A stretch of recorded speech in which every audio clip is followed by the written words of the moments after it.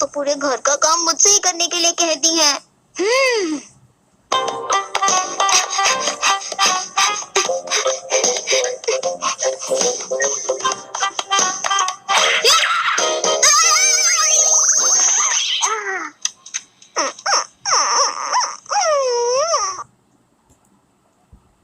मचलती है, फिसलती है, आदत गई नहीं इसकी। कैसे जाएगी ये आदत? तो इसे बचपन से विरासत में मिली है। मुश्किल है, इसका कुछ नहीं हो सकता। तुम दोनों अपने काम से मतलब रखो। ओहो, आप टेंशन क्यों लेती हैं? टेंशन मत लीजिए, मैं बस आपकी फोटो लूंगा और अपने ग्रह के लोगों को दिखा दूंगा। क्या कहा? फोटो लेने आए हो? किससे पूछकर मेरी फोटो खींचने आए हो तुम लोग यहाँ? पूछना कैसा, जवाब इतनी खूबसूरत है। मतलब फोटो लेने के लिए इजाजत की क्या जरूरत?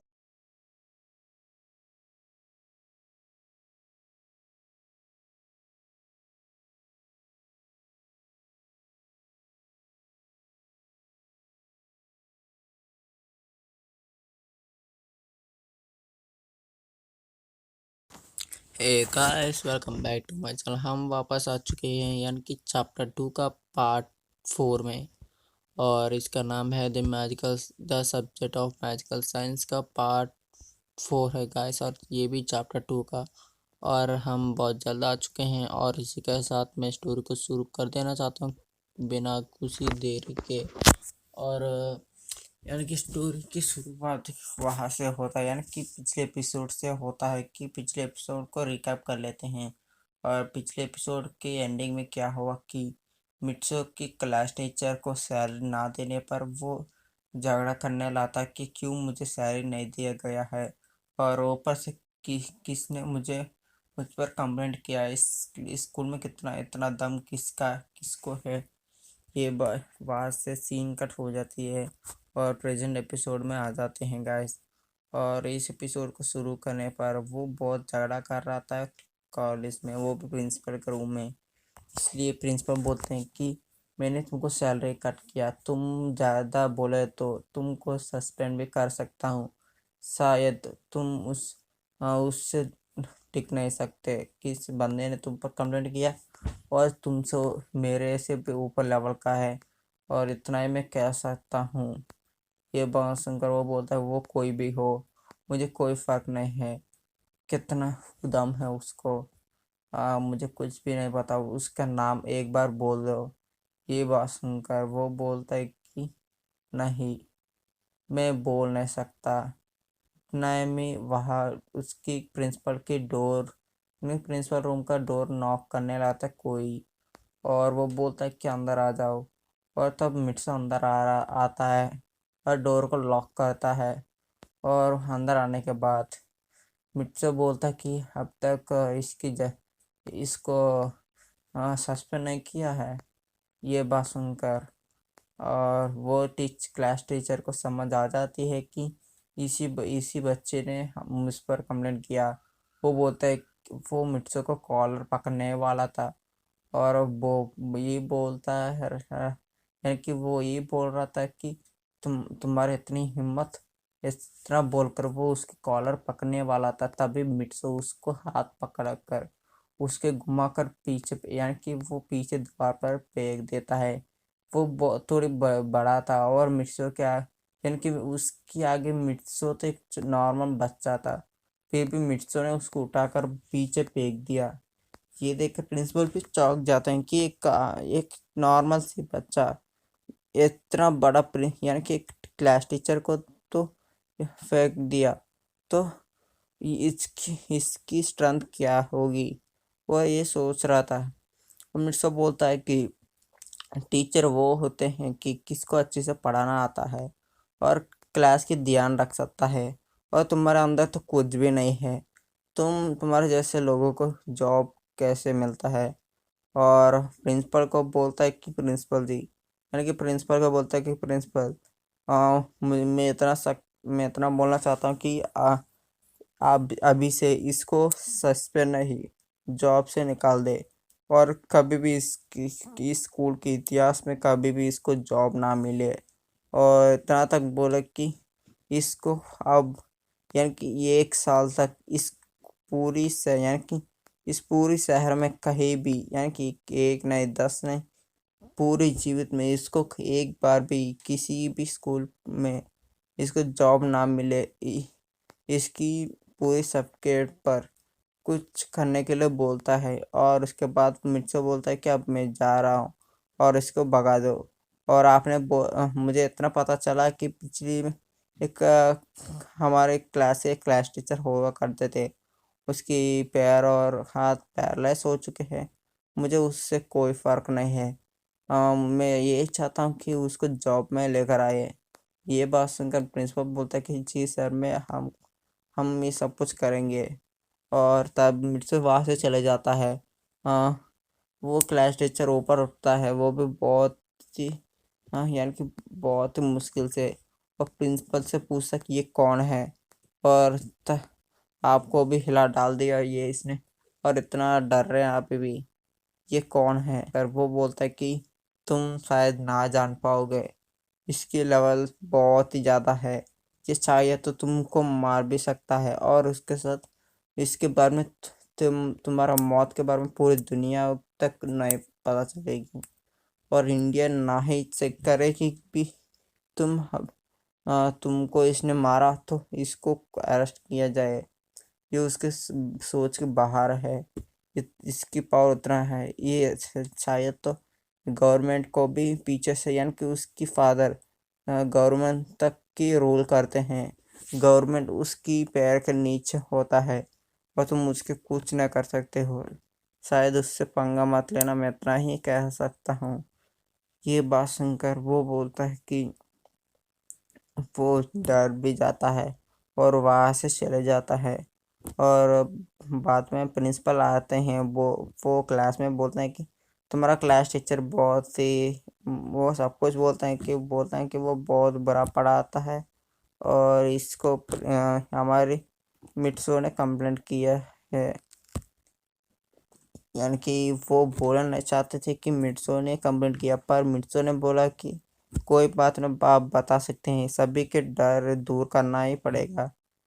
ये बात सुनकर उसने बोला कि ठीक है, और मिट्सू को ऐसे करता देखकर सभी भी चौंक जाते हैं, और सर बोलते हैं कि हमने उस टीचर को कॉलेज से ही निकाल दिया, क्योंकि हम उसको बोल रहे थे कि अच्छे से पढ़ाने के लिए, पर उसने हमसे ही झगड़ा किया, और हमने एक गुस्से में जिनका ऊपर से ऑर्डर आया कि उसको जॉब से निकाल दे।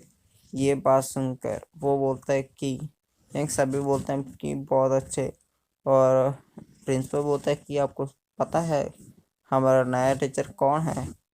ये बात सुनकर सभी बेचैन हो जाते हैं कि कौन हो सकते हैं, और तभी सर बोलते हैं कि आप सभी का क्लास टीचर यानी कि पुराना वाला टीचर होता है ना, पैरलाइज हो चुका है उसकी पैर और हाथ, उसी को ही हमारे नया टीचर के पोजीशन पर लेकर आ रहा है। ये बात सुनकर सब भी यानी कि उसकी आंखों से आंसू आते हैं, बोलते कि क्या हमारे सर को हम मिल सकते हैं। ये सोच में डूब जाते हैं, और यहाँ से सीन कट हो जाती है, सीन देखा जाती है परमानेंस पर, और परमानेंस पर देखा जाने पर वो मिट्सू को गली गली में ढूंढ रहे थे कि मिट्सू है कहाँ, और उसकी पोस्टर्स भी लगाते हैं। इस तरफ से थोड़े यानी कि थोड़े अफवाह फैल जाते हैं कि पैरमैन की आखिरी दिन में हम पैरमैन को देखे थे, उस दिन से अब तक नहीं दिखा। उस दिन पाको उसको खूब मारी थी। मुझे लगता है कि पाको ने कुछ पैरमैन के साथ बुरा किया, इसके वजह से पैरमैन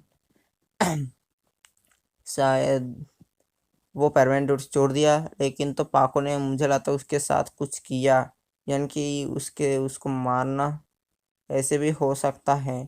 यानी कि परमानेंट से भी पाको परमानेंट को देखकर जलती है, और ऐसे अफवाह फैलते फैलते बहुत ही ज़्यादा फैल जाती हैं। इसके वजह से पाको यानी परमानेंट भी वहाँ यानी कि परमानेंट की ड्यूटी भी करने के यानी ना ही करने पाते हैं, क्योंकि किस लोग परमानेंट को पसंद करते हैं, और उस सभी भी यानी कि वो सभी बाकी पेयरमैन्स को साथ दूरी रखते हैं और हर बंदा पेयरमैन की एक यानी कि अब सिटी में ऐसे लॉकेट्स आते हैं यानी कि कंपनी वाला आता है और एक लॉकेट की बेच रहा था उस वक्त में एक लॉकेट्स को, पर वो बहुत ही ज़्यादा कीमत था पर उसको कोई खरीद नहीं रहा था। तभी उसके एक आइडिया आया था और उसने क्या किया कि अच्छी फ़ोटोज़ लेकर वो भी पेयरमैन्स की यानी पेयरमैन नंबर 1 का, और बोला है कि ये रॉकेट्स पहनने पर पेयरमैन आप सभी के साथ ही हर वक्त होगा। और ये सब कुछ अफवाह फैलता है और ये सोचकर वो कितना भी महंगा हो और वो सब कुछ वो खरीदने लाते हैं, बहुत सारे लोग खरीद लेते हैं और पूरी जापान में एक ऐसी यानी कम लोग हैं कि बिना परमैन लॉकेट्स के होते हैं। और मिट्सो यानी परमैन बहुत ही फेमस होता है, सभी लोगों परमैन को मिस कर रहे थे। और पाको कभी भी पेट्रोलिंग पर आती है वो सभी डांटने लाता है कि तुमने परमैन को क्या किया, और परमैन है कहा तुम बहुत बुरे हो, तुमने परमैन को कुछ किया है।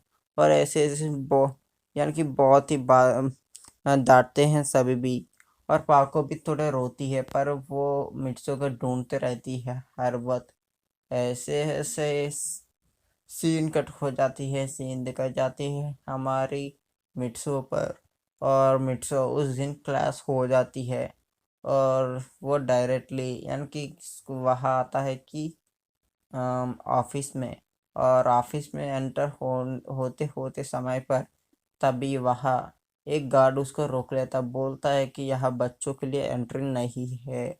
ये बात सुनकर वो बोलता है कि अंदर तुम्हारा बॉस है क्या? ये बात सुनकर बोलता है कि हाँ हमारे बॉस हैं, और वो बोलता है कि तो हट जाओ यहाँ से, और बोलते वो अंदर जाने लाता है पर वो ज़बरदस्ती यानी कि ज़बरदस्ती वो गार्ड से रोक लेते। तभी वहाँ एक मैनेजर आता है, बोलता है कि छोड़ो उसको। ये बोलने के बाद वो गार्ड छोड़ते हैं और वो मैनेजर बोलता है कि ये इस कंपनी का मालिक है, आज से कोई भी इसको रोकेगा नहीं। और ये बोलते वो मिट्सो का अंदर लेकर चले जाते हैं। वो गार्ड्स भी घबरा गए कि उसने कुछ गलत नहीं किया तो, और मिट्सो का अंदर लेकर जाता है। और मिट्सो वहाँ अंदर जाने के बाद उसकी यानी कि मैनेजर ही था वहाँ, यानी कि मैनेजर ही वहाँ के बॉस थे। और उसकी पापा किसी बिजनेस मीटिंग में गए थे और या उसके बाद मिट्सो अंदर जाता है और उसकी कंपनी के फाइल्स और उसके पास कैसे कंपनीज हैं और क्या उसके अंदर क्या क्या होता है सब कुछ देख रहा था। और मिट्सो पूछता है कि फादर कहाँ यानी कि अंकल कहाँ गए थे? ये बात सुनकर वो बोलता है कि एक बहुत बड़ी मीटिंग है, और उसमें यानी कि वो एक प्रोजेक्ट के लिए मीटिंग में गए थे। वो प्रोजेक्ट बहुत बड़ा प्रोजेक्ट है और एक बार उसके हासिल किया हमारी कंपनी टॉप 10 में से टॉप 9 तक आने, लेकिन टॉप 8 की पास में आ जाएगी यानी टॉप 9 में आ जाएगी भी। और वो उसको लेने पर टॉप 8 की पास आ जाएंगे हम। और एक प्रोजेक्ट यानी कि एक और नॉर्मल से एक प्रोजेक्ट को हमने कैप्चर किया तो हम टॉप 8 में भी आ सकते हैं। और हमारे आपकी फादर उसके लिए गए थे। ये बात सुनकर मिट्सो बोलता है कि प्रोजेक्ट क्या है, और वो मैनेजर सब कुछ समझाते हैं प्रोजेक्ट क्या है और उसके बाद में सब कुछ। मिट्सो बोलता है कि हाँ तो अच्छा है, और मिट्सो के एक आइडिया भी आता है इस प्रोजेक्ट में उसको हासिल करने के लिए। और वो बोलता है कि मैं उसी मीटिंग में जल्द जाना चाहता हूँ। ये बात सुनकर वो बोलता है कि क्या सर ऐसे क्यों? वो बोलता है कि मैं इस कंपनी का मालिक हूँ, मैं क्या करता हूँ वो करो। और उसको ऑर्डर इसी देता है कि मैं मीटिंग में जाना चाहता हूँ। और मैनेजर लेकर जा रहा था और रास्ते में मिट्सो यानी कि एडॉप्टर फादर को भी मिट्सो कॉल करता है, बोलता है कि मैं मीटिंग में आ रहा हूँ। वो बंदा कुछ न कहता है और बाद में मिट्सो मीटिंग हॉल में पहुंचता है। और वो बहुत बड़ी बिल्डिंग थी, उसके अंदर बहुत बड़ा हॉल में यानी कि ज़्यादा से ज़्यादा 300 से भी बिजनेसमैन हैं और वो हैं यानी कि टॉप 300 बिजनेसमैन, वो भी इंडिया की, और उसमें है मिर्चो की एडॉप्टेड फादर। और मिर्चो अंदर जाता है और वो देखता है कि उसकी फादर कहाँ हैं, और वो देखता है कि वो थोड़े बहुत दूर में हैं, और वो वहाँ जाता है। और बच्चे को देखकर सभी बोलते ये बच्चे को अंदर किसने आने दिया। और ये बात सुनकर उसके अडॉप्टेड फादर बोलते हैं कि ये मेरे बच्चा है, और ये मेरे कंपनी का हाँ यानी कि वारस है। और ये बात सुनकर बोलता है तुम्हारा बच्चा है तो यह क्या कर रहा है। ये बात सुनकर वो बोलता है कि वो चाहता है कि यह हम मीटिंग में वो भी आए, इसलिए उसने आया। और मैंने सर से भी पूछ लिया, यानी कि इस प्रोजेक्ट के मालिक से भी हमने पूछ लिया कि मेरा बच्चा आने के लिए ट्राई कर रहा है। ये बात सुनकर वो बोलता है कि तुम्हारी मर्जी। और मिट्सो आता है और उसकी यानी कि उसके पापा की के पास आता है, और वह कुची को यानी कि ये वहाँ के गार्ड्स एक कुर्सी को लेकर आते हैं। वहाँ मिट्सो बैठता है और मीटिंग शुरू हो जाती है, और सभी भी उसके आइडियाज़ बोलने लगते हैं कि हम कैसे उसको बनाएंगे, और सब कुछ बोल रहे थे सभी भी। और ऐसे ऐसे होता जाता है। तभी वो सभी पूछते हैं कि क्या वो सभी यही पूछते हैं कि किसको ये प्रोजेक्ट मिलेगा। और वो कुछ बोलने के पहले ही, यानी कि इस प्रोजेक्ट के मालिक कुछ बोलने के पहले ही मुझसे बोलता है क्या भाई मैं भी कुछ कह सकता हूँ। ये बात सुनकर वो बोलता है कि ज़रूरी तुम्हारा कंपनी के खिलाफ से, यानी कि तुम कुछ भी कह सकते हो। और मिट्सो उठता है और प्रोजेक्ट के बारे में कुछ अच्छी बातें करने लाता है। और वो इतना बोलता है कि प्रोजेक्ट हमको मिलने पर हाँ आप सभी ज़्यादा से ज़्यादा यानी कि नॉर्मल प्रॉफिट से डबल प्रॉफिट भी मिल सकते हैं आपको। और ये बात सुनकर वो हैरान होता है कि एक बच्चा इतना अच्छा आइडियाज़ कैसे दे सकता है। और मिट्सो ने तो ऐसे आइडिया दे दी कि वो प्रोजेक्ट करने पर नॉर्मल प्राइस से यानी कि 2 गुना ज़्यादा आएगी।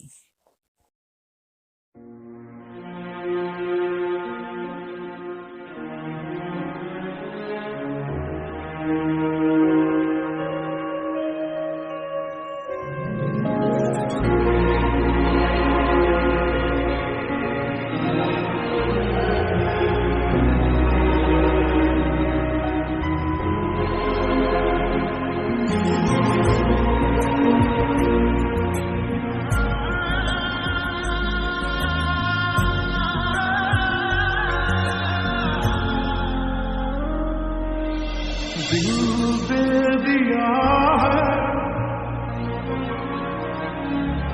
जान